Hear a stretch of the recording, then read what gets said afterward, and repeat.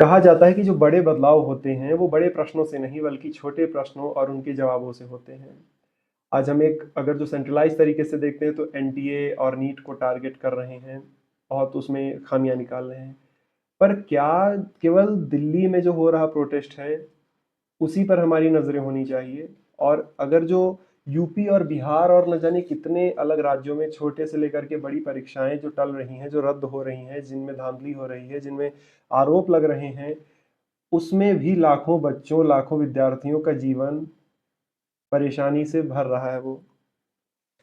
अगर जो अभी लेटेस्ट की बात कर लें, जैसे बिहार जो पीसीएस होना था वो 26 तारीख को होना था और एक सप्ताह पहले उन्होंने नोटिस दे दी कि पोस्टपोन हो गया है। कब होगी परीक्षा नहीं पता, क्यों पोस्टपोन की गई नहीं पता। तो बच्चों के साथ, विद्यार्थियों के साथ लगातार खिलवाड़ ये शिक्षा तंत्र कर रहा है। इसकी बड़ी खामियों को उजागर करना चाहिए और उसके लिए हमें पकड़ना चाहिए छोटी छोटी चीजों को। अगर जो एग्जाम्पल लेते हैं, जैसे उत्तर प्रदेश का एग्जाम्पल लेते हैं, ठीक है।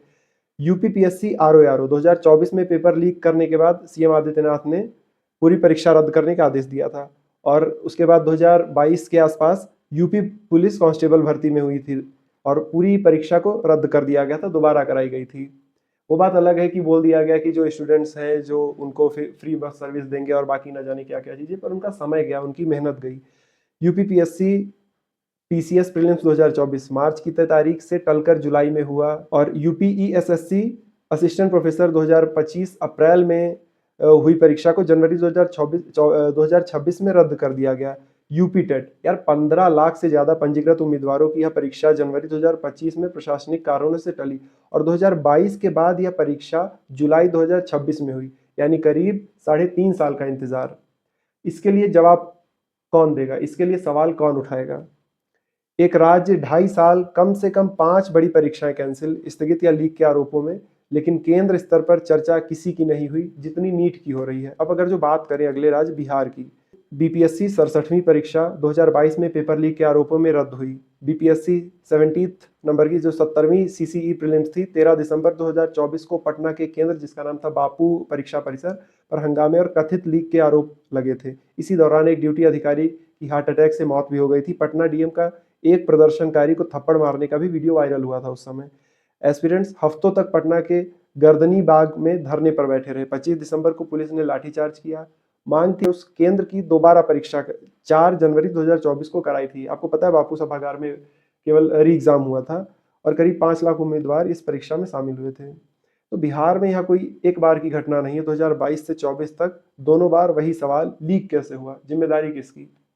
अब अगर जो बाकी राज्य भी इससे अछूते नहीं है, महाराष्ट्र की बात करें तो जो महाराष्ट्र टेट 2026 की परीक्षा से ठीक एक दिन पहले, यानी 28 जून 2026 को पेपर लीक की आशंका में स्थगित हुई और 1028, सुनिएगा, 1028 केंद्रों पर लाखों शिक्षक अभ्यर्थी प्रभावित हुए थे। अब अगर जो बात करें झारखंड की, तो झारखंड सीजीएल परीक्षा जनवरी 2024 में जनरल नॉलेज सेक्शन के लीक प्रश्नों की वजह से स्थगित हुई थी।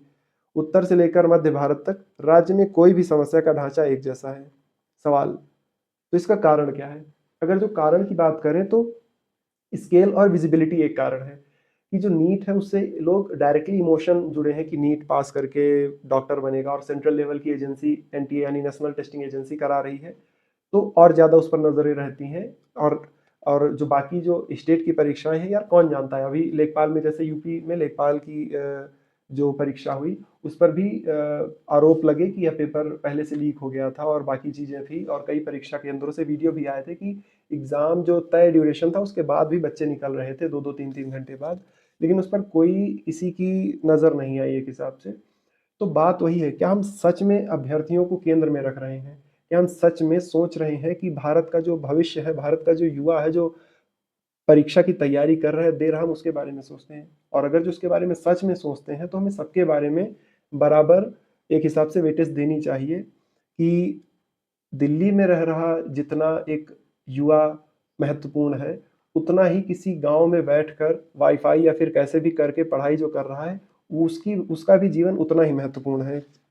और राज्य की परीक्षाएं जो होती हैं वो बिखरी हुई होती हैं, अलग अलग समय पर हो रही हैं, अलग अलग दिन हो रही हैं, अलग अलग शिफ्ट में हो रही हैं, तो जो स्टूडेंट्स हैं वो यूनाइटेड नहीं हो पाते। और जैसे अभी यूपी में क्या हुआ, यूपी में जिन परीक्षा जो भी चैनल्स थे जो तैयारी कराते थे बच्चों को, उन्होंने आवाज़ उठाई कि लेखपाल परीक्षा लीक हुई है और आंदोलन करो ऐसा। तो वो जो चैनल थे वो बैन कर दिए गए और उनके ऑफलाइन सेंटर और ऑनलाइन जो भी थे उस पर भी उसका प्रभाव पड़ा। तो कहीं न कहीं छोटे लेवल की आवाज़ छोटे लेवल पे ही दबा दी जाती है। तो बातें यही हैं कि अगर जो हमें सच में शिक्षा के तंत्र को सुधारना है, तो हमें ज़मीन पर काम करना होगा। हमें ज़मीन से सवाल पूछने होंगे कि जो न्यू एजुकेशन पॉलिसी 2020 जो अप्लाई हुई, वो कितना सक्सेसफुल हुई?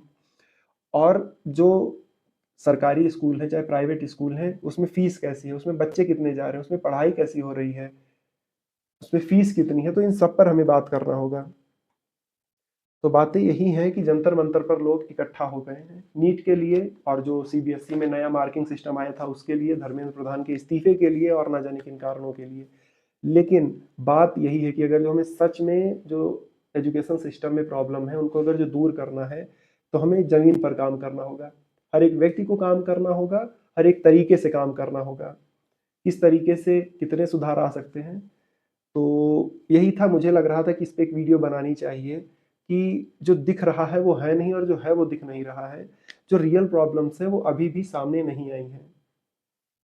तो उम्मीद है कि इस वीडियो बनाने का जो पर्पस था वो कहीं न कहीं कुछ हद तक सक्सेस हुआ होगा और जो भी कमी लग रही है आपको कमेंट सेक्शन में ज़रूर बताइएगा कि मुझे अगली बार किस तरीके से सुधारना है। हाँ, थोड़ा एडिटिंग और बैकग्राउंड में बाकी बहुत सारी चीज़ें हो सकता है डिस्टर्ब कर रही हों आपको, लेकिन जो मेन पर्पज़ है कि जो प्रॉब्लम्स हैं उनको हाइलाइट करना, एक डेवलपमेंट जर्नलिज़्म की तरफ रुख करना। तो ठीक है, शुक्रिया।